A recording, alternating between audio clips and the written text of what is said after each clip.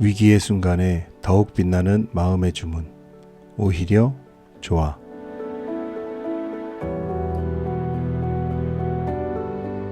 수능의 은혜는 하늘 같아서. 내가 고등학교에 입학했을 때만 해도 대학 입시 시험은 학력고사였다. 아마도 1학기까지는 그랬던 것으로 기억한다. 사실 나에게는 아무런 상관이 없었다. 당시 50명이던 학급에서 내 성적은 대충 중위권에 포진되어 있었다. 그 정도 성적으로는 서울 안에 있는 대학은커녕 잘하면 전문대나 갈 수 있을 정도였고, 나도 부모님도 크게 대학을 기대하는 상황은 아니었다.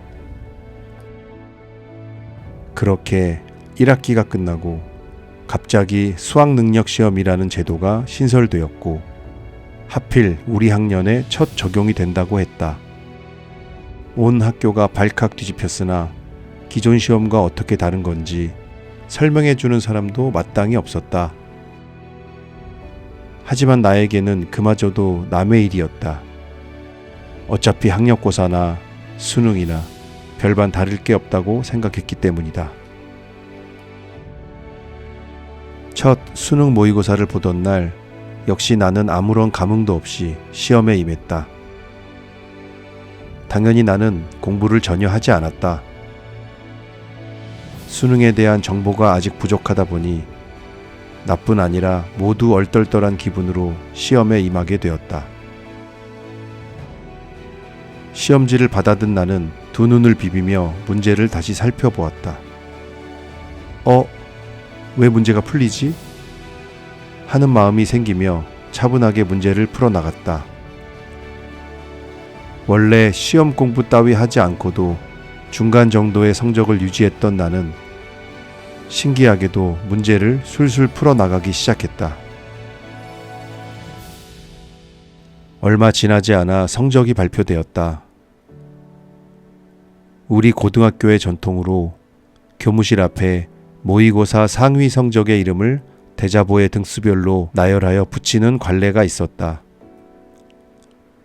첫 번째 모의고사 결과에 내 이름이 떡하니 올라와 있는 게 아닌가.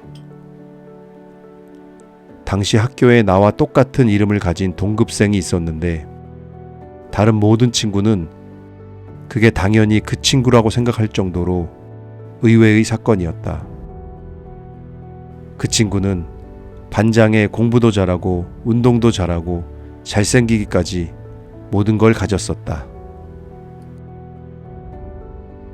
그렇게 한번 성적봉을 맞은 나는 드디어 공부라는 것을 시작했다. 엉덩이로 승부가 갈리는 암기 위주의 내신 성적은 여전히 별로였지만, 온전히 머리로 대결하는 수능 시험은 항상 상위권을 유지했다.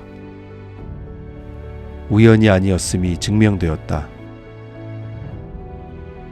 특히 나는 수학을 매우 좋아했다. 다른 과목들보다 수학만큼은 누구에게도 밀리지 않을 자신이 있었다. 하루 공부량의 90%를 수학에 몰빵했고, 나머지 시간을 쪼개서 다른 과목을 공부했을 정도로 수학 편중이 심했다. 그리고 고등학교 2학년이 되면서 나는 문과를 택했다.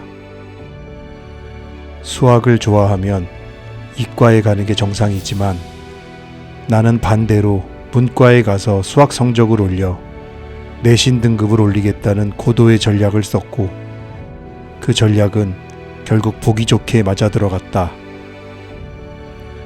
그렇게 2년의 세월이 지나고 수능시험이 치러지게 되었다. 94학년도 수능시험은 총 2번의 시험을 봐서 더 잘 본 성적으로 대학에 복수 지원을 할 수 있게 제도가 바뀌었다. 하지만 나는 2번의 시험을 모두 망쳤고 결국 대학교 입학에 실패했다. 재수를 하기로 결정했으나 집이 워낙 가난했던 탓에 학원에 다니지 않았다. 대신 기출문제집을 구해서 각종 구립, 시립 독서실을 전전하며 공부했고 95학년도 수능시험에서는 나름 만족할 만한 성적이 나와 복수 지원을 통해 결국 홍익대학교 불어불문과에 당당히 꼴찌로 문을 닫고 들어가게 되었다. 애초에 대학은 기대도 안 했던 내가 서울 안에 있는 대학에 합격하다니 사실 꿈만 같았다. 나뿐 아니라 친구들도 부모님도 합격 소식에 놀라움을 금치 못했다. 물론 대학은 성공이라는 구태의연한 공식을 들이대는 게 아니라 내 인생의 방향을 결정해주는 선배와 친구들을 그곳에서 만나게 되었으니 대학 입학은 나에게 엄청난 기회가 된 셈이었다. 그런 중요한 순간에 하필 학력고사에서 수능시험으로 바뀌게 된 것은 내게 천운과 같다고 할 수 있다.